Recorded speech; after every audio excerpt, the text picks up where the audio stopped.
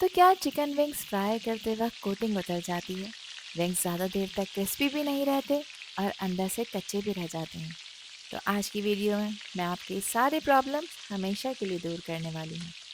आज आप लोगों के साथ शेयर कर रही हूँ मैं सुपर क्रिस्पी गोल्डन और जूसी चिकन विंग्स फ्राई, जो बाहर से इतने ज़्यादा खस्ता होंगे कि पहले ही बाइट में क्रंच की आवाज़ आए और अंदर से बिल्कुल सॉफ्ट और जूसी। ये कोई सिंपल विंग्स नहीं है, बल्कि ये है restaurant style crispy chicken wings जो आप घर पर आसानी से बना सकती हैं, वो भी बिना किसी फैंसी चीज़ के। आज आपको मैं सीक्रेट मैरिनेशन और परफेक्ट कोटिंग टेक्निक बताऊंगी, जिससे विंग्स बिल्कुल ना ज़्यादा ऑयल एब्जॉर्ब करेंगे और हर विंग इवनली क्रिस्पी भी होगा। अगर आप समोसे नगेट्स रूटीन स्नैक्स से बोर हो चुके हैं, तो ये विंग्स आप सभी का दिल जीत लेंगे। तो चलें फिर शुरू करते हैं इसको बनाना।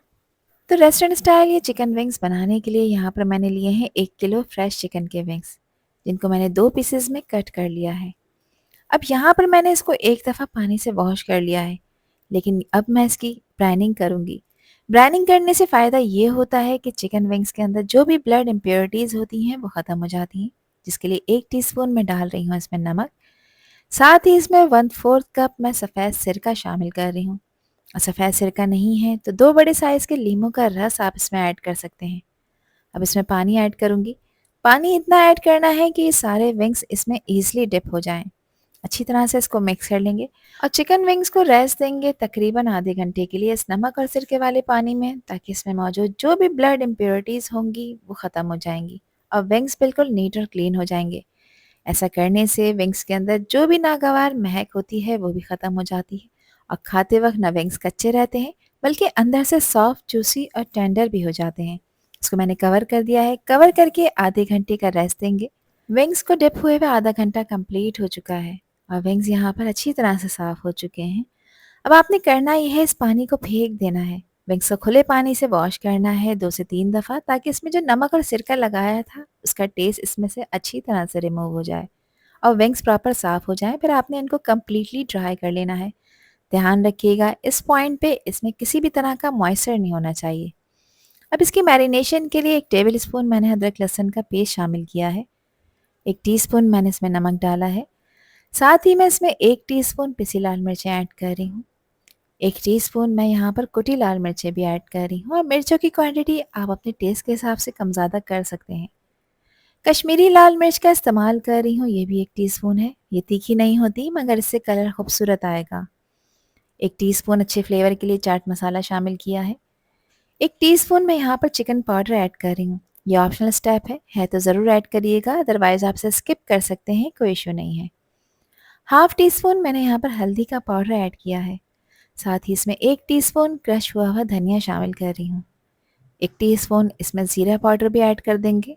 धनिया और ज़ीरे दोनों को मैंने ड्राई रोस्ट कर लिया है। अब इसमें हाफ़ टीस्पून मैं अजवाइन ऐड कर रही हूँ और अजवाइन को हमेशा हाथों से रब कर कर ऐड किया करें, जिसकी वजह से इसके दाने ब्रेक हो जाते हैं और इसका फ्लेवर मज़ीद खुल कर आता है। घर का पिसा हुआ खुशबूदार गरम मसाला इसमें हाफ़ टीस्पून ऐड करेंगे। अच्छे फ्लेवर के लिए इसमें मैंने 1.5 table spoon lemon juice add किया है, जिससे चिकन जूसी भी रहेगी और टेंडर भी हो जाएगी। 2 टेबल स्पून मैंने इसमें चिली सॉस शामिल किया है और 2 टेबल स्पून मैं यहाँ पर सोया सॉस ऐड कर रही हूँ। अब यहाँ पर इसमें शामिल कर रही हूँ मैं फूड कलर। ये भी ऑप्शनल स्टेप है, बस रेस्टोरेंट स्टाइल टच के लिए मैंने ऐड किया है। अदरवाइज़ नीड नहीं है तो आप इसे स्किप कर सकते हैं, कोई इशू नहीं है। अच्छी तरह से इन सभी चीज़ों को मिक्स कर लेंगे और यहाँ पर बहुत पेशेंस से काम करना है, ताकि जो मसाला हमने लगाया है वो हर चिकन विंग्स को प्रॉपरली कोट करे। इस तरह करने से हर बाइट में आपको इन मसालों का भरपूर फ्लेवर मिलेगा। यहाँ पर प्रॉपर अच्छी तरह से मैंने इसकी मिक्सिंग कर ली है। अब इस पॉइंट पे आपने चिकन को रेस्ट देना है।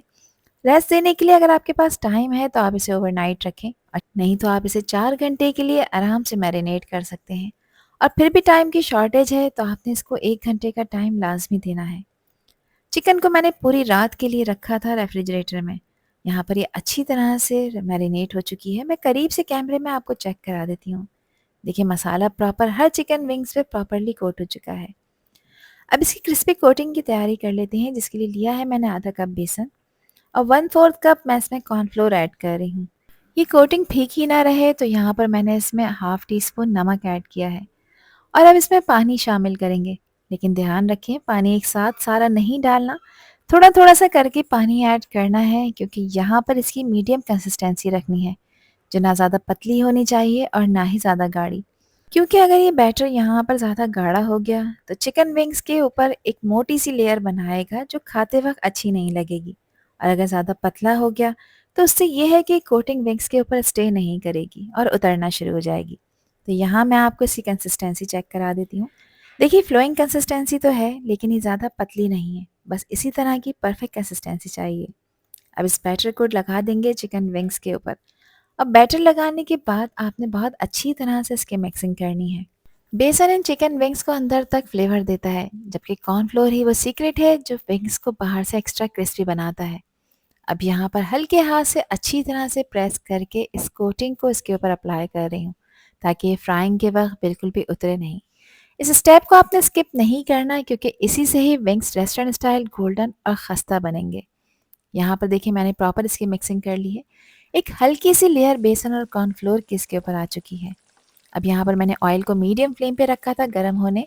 ऑयल का टेम्परेचर मीडियम होना चाहिए, बहुत ज़्यादा तेज़ गर्म ऑयल में इसको नहीं डालना, वरना इसमें डालते के साथ ही ये जल जाएंगे और अंदर से कच्चे रह जाएंगे। और अगर आपने हल्के गर्म ऑयल में डाला तो इस पर आपने जो भी मैरिनेशन, जो भी कोटिंग लगाई है, ये ऑयल में जाते ही उतरना शुरू हो जाएगी और विंग्स यहाँ पर सॉगी हो जाएंगे, क्रिस्पी बनकर तैयार नहीं होंगे। अच्छा, विंग्स को ऑयल में डालने के बाद गैस का फ्लेम आपने लो मीडियम की तरफ रखना है और 2 से 3 मिनट तक आपने इसको बिल्कुल भी टच नहीं करना, ताकि इस पे जो कोटिंग लगाई है जब तक कि अच्छी तरह से फर्म ना हो जाए। जब विंग्स को यहाँ पे फ्राई होते हुए 3 मिनट हो जाएँ, उसके बाद आप इन्हें चलाएँ, फ्लिप करें ताकि ये सब तरफ से अच्छी तरह से गोल्डन फ्राई हो जाएँ। अब देखिए, गरम ऑयल का हर बबल इस पे लगी कोटिंग को अच्छी तरह से सील कर रहा है और इस पे आहिस्ता-आहिस्ता एक खूबसूरत सा गोल्डन कलर आता जा रहा है और कोटिंग बिल्कुल टाइट और क्रिस्पी हो चुकी है। मैं करीब से कैमरे में आपको चेक करा देती हूँ कि ये विंग्स यहाँ पर कितने टेम्पटिंग लग रहे हैं। इनका जो टोटल फ्राइंग टाइम है वो तकरीबन 6 से 8 मिनट है।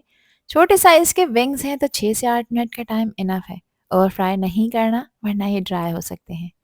यहाँ पर ये फ्राई हो चुके हैं। अब इनको निकाल कर आपने किसी स्ट्रेनर में रखना है या फिर पेपर टॉवल पर, ताकि इनका एक्सेस ऑयल एब्जॉर्ब हो जाए। यहाँ पे आप इसका क्रंच सुने। इसके ऊपर मैंने चाट मसाला स्प्रिंकल किया है जो इसके टेस्ट को डबल कर देगा। और देखें कितने क्रिस्पी बनकर तैयार हुए हैं। तो इनको सर्व करें आप हरे धनिए पुदीने के रायते के साथ, केचप के साथ या अपनी किसी भी मनपसंद डिप सॉस के साथ। हर डिप के साथ ही बेस्ट कॉम्बिनेशन बनाते हैं।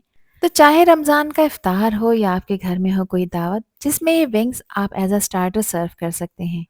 चाहे गेस्ट अचानक आ जाएं या वीकेंड गैदरिंग हो, बच्चों के लिए इवनिंग स्नैक के तौर पर भी ये बहुत ही पसंद किए जाते हैं। आई होप कि ये रेसिपी और वीडियो आप लोगों को पसंद आई होगी। पसंद आई हो तो कमेंट सेक्शन में अपना प्यारा सा फीडबैक मुझे लाजमी शेयर करिएगा, और चैनल पर न्यू हैं तो चैनल को भी ज़रूर सब्सक्राइब कर दीजिएगा। अल्लाह हाफिज़, अल्लाह निगहबान।